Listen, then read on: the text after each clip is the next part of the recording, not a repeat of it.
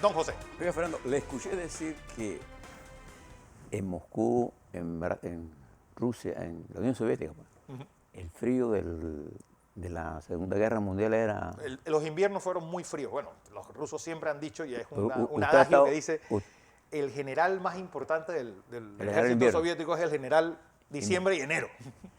Era el invierno. Oiga, ¿usted ha estado en Moscú de invierno? No. Bueno, a mí me tocó ir en un invierno. Eso sí es frío. Eso sí, Yo frío. no sé si en la Segunda Guerra, pero eso sí. Yo llevaba un abrigo normal, pues. Pensando que uno... Es decir, ¿cómo un panameño Y cuando me vieron dimensionamos el así, frío? yo veía que la intérprete se reía de mí. Y entonces me trajo un abrigo que cuando me puso casi me tumba. Bueno, Y otra gorra de esa, una gorra de... porque el frío era tan alto. No, fue tan bajo, porque, Tan bajo. porque es tan intenso, ¿no? Que quema tanto como el sol. Sí. Así que yo no sé, La nariz, yo no sé si en la primera, pero yo sé que eso sí es frío. es muy frío. Imagínese Siberia. Bien, hablemos de COVID Panamá. Tenemos buenas noticias. Por tercer día Muy buena consecutivo noticia. no tenemos muertos. 3-0. 3-0. Es importante, ¿ah? El índice de reproducción que nosotros le habíamos anunciado ayer, que estaba en 0.84, el MINSA nos entregó la cifra oficial, esa es la que vamos a usar, 0.86. Es el índice de reproducción del virus que determina que si usted quiere la enfermedad, usted se la va a traspasar a 0.86 personas. No es que existan 0.86 personas, sino es un promedio de producción. Cuando es uno, pues es que es uno, cuando es tres, es que cada persona puede contaminar a tres. Y entre más virulentos son virus, más es su capacidad de reproducción. La variante Delta tiene mayor capacidad de reproducción que la variante original del COVID, el SARS-CoV-2. Por eso que ha sido tan terrible para algunos países, y particularmente ahora que hay invierno donde la gente está confinada. Va a estar confinada. Bien. Nosotros tenemos una positividad de 2,8 ayer diaria. Los activos cayeron a 1.582, 0 defunciones. Las personas en cuidados intensivos, Fernando, están en 28. 28, o sea, lo escucho bien. Los que están en hospitales en cama son 103. Cifras espectaculares a lo largo de todo este proceso. Recuerde que en otros países lejanos y cercanos la situación es impresionantemente peligrosa. Y ahora que vamos, una gente va para Honduras, tengan cuidado, ¿ah? La gente que está por allá. Esto demuestra ¿por qué tenemos estos buenos indicadores? Primero porque tenemos un sistema de mitigación que funcionó mientras no teníamos vacunas. Recuerden que una de las cosas que uno le tiene que agradecer a los médicos, a las enfermeras, a todo el personal de salud que se enfrentó a la pandemia, lo hicieron sin vacunas. Para que estén claros, son hombres y mujeres que se la rifaron por el país.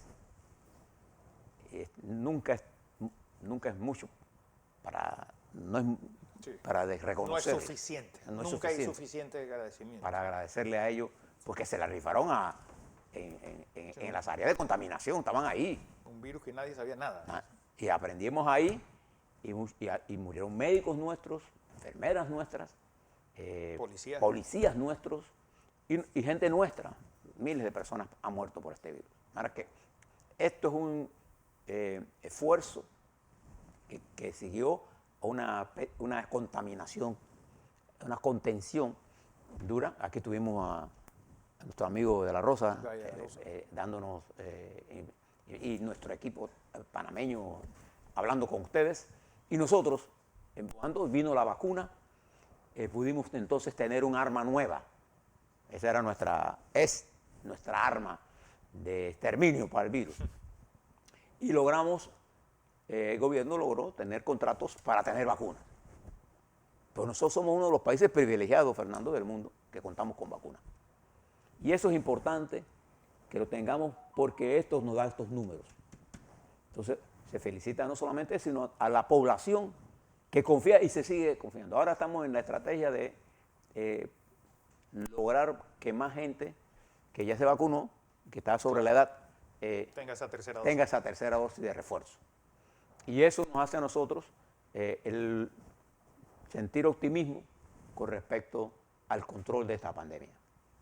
Y tenemos todavía vacunas, y usted, si no se ha vacunado, hay gente que tiene una vacuna, termine de vacunarse. No le dé vuelta a esto.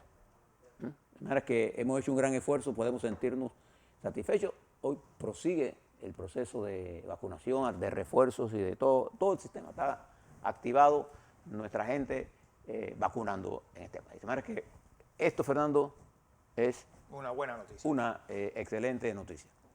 Otra cosa que debemos mirar en este es preguntarnos lo siguiente, Fernando.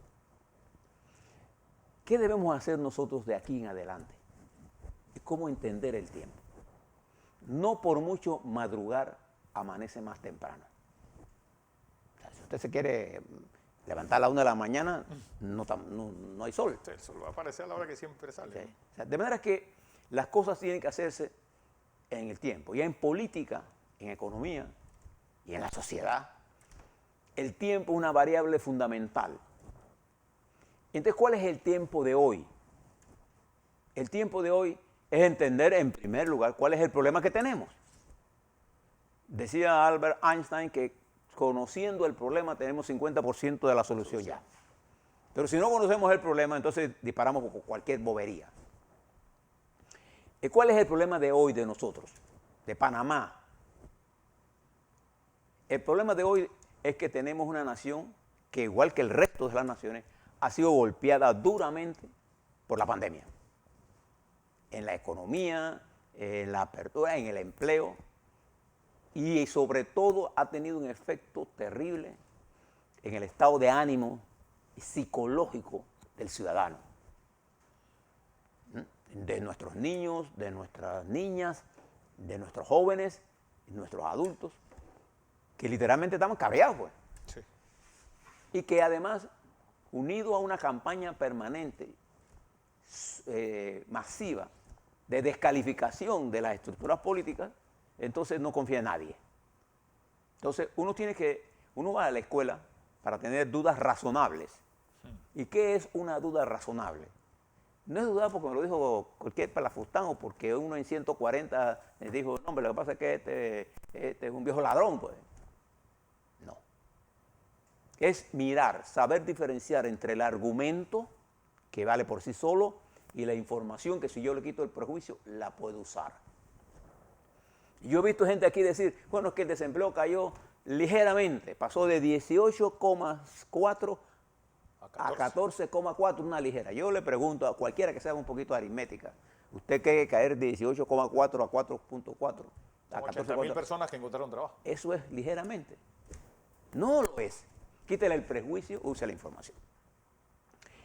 Observe lo que el mundo piensa de Panamá, los expertos en el mundo, con respecto al futuro de nuestra nación. Pero no hay futuro porque el futuro se construye en el presente. No se construye en el futuro no se construye en el futuro se construye en el presente. Entonces nosotros tenemos, Fernando, lo que resta del año, que son apenas 31 días más... 2 semanas más. 6 semanas. 6 semanas nos quedan para este año. Pero nos queda todo el 22, en donde las situaciones económicas y de empleo van a ser altamente duras y la capacidad de nosotros como Estado de poder endeudarnos va a ser cada vez menos.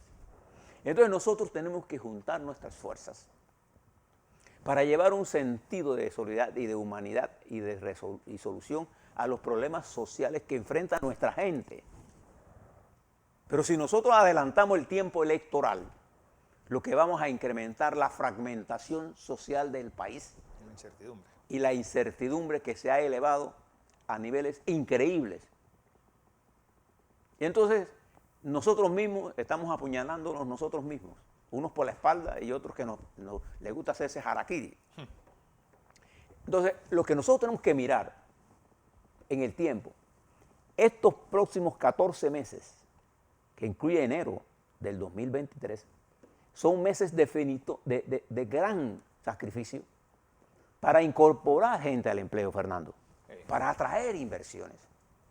Y nosotros tenemos toda la infraestructura para hacerlo, pero estamos impulsando al anarquismo, estamos apostando a todos contra alguien, en vez de ser todos contra los flagelos que nos agobian. ¿Cuáles son? A, el empleo, que tiene que ver con el desarrollo de la economía. B, la inseguridad, que tiene que ver con el incremento del narcotráfico y la cantidad y volumen de cocaína que se está produciendo en Sudamérica. Mire lo que está pasando en Ecuador. Ecuador se ha convertido, pasó de ser un paso de la cocaína a ser procesador de la cocaína. Y nosotros, una parte de la cocaína se queda en nuestro país, pero eso no es nuestro único problema de seguridad. Nosotros tenemos una fragmentación de la sociedad, del hogar. Y el delito más común en Panamá es el abuso en la familia, la agresividad. Entonces nosotros tenemos que mirar que para poder comenzar a recomponer un poco el tejido, tiene que haber un sentido en la dirigencia política del país, de la responsabilidad que tiene frente a la reconstrucción de ese tejido que pasa por una serie de puntos de unidad. Yo no hablo de la unidad en su sentido completo, de estar de acuerdo en todo. Da pereza estar de acuerdo en todo. Sí.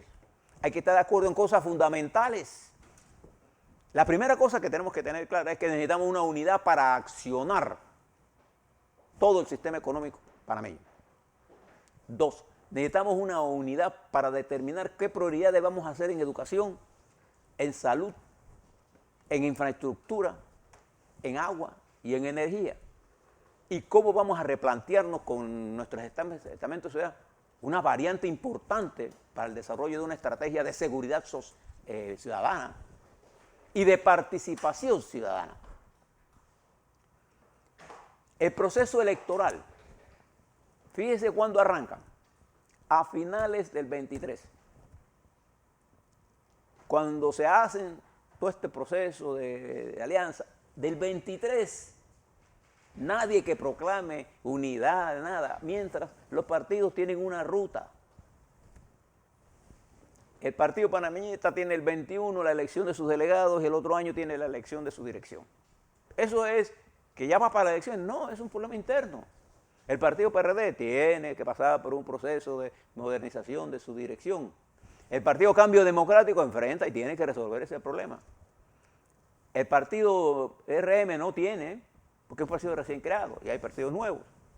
Y todos aquellos que quieran tienen que ir construyendo, pero independientemente de esas cosas que son variables muy colectivas, del colectivo que representan, hay variables que son de todos los panameños. ¿Quién tiene hoy la capacidad de decirle a ustedes quién va a ser el candidato ganador en el 2024? Nadie.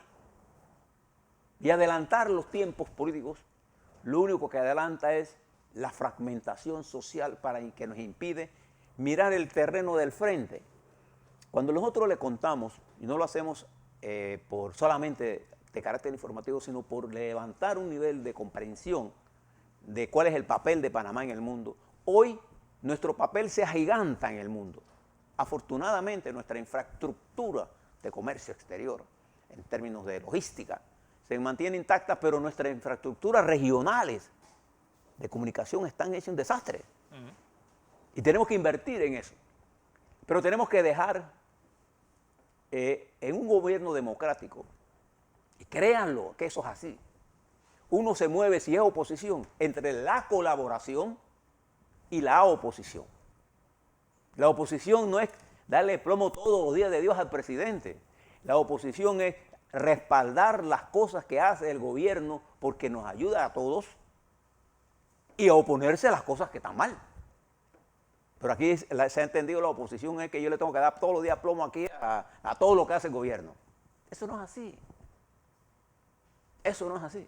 Entonces, fíjese cómo está Colombia, cómo está Venezuela, cómo está Ecuador, que tiene un hombre que podía haber. Pero así como está ese país, ya lo están llamando a juicio. Sí. Miren cómo están los Estados Unidos. O sea, el mundo está complejo, pero en esa complejidad, créanlo, este es un país con una gran perspectiva.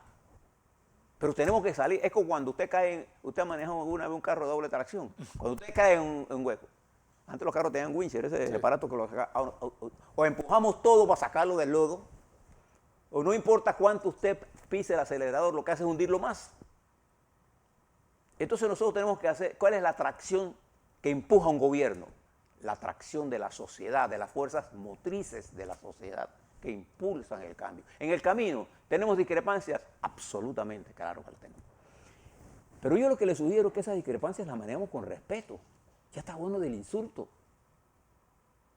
Ya está bueno, basta ya de estar insultando a los demás.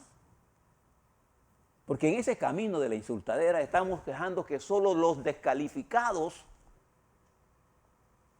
pueden vivir en ese pantano. La gente de bien no se mete ahí.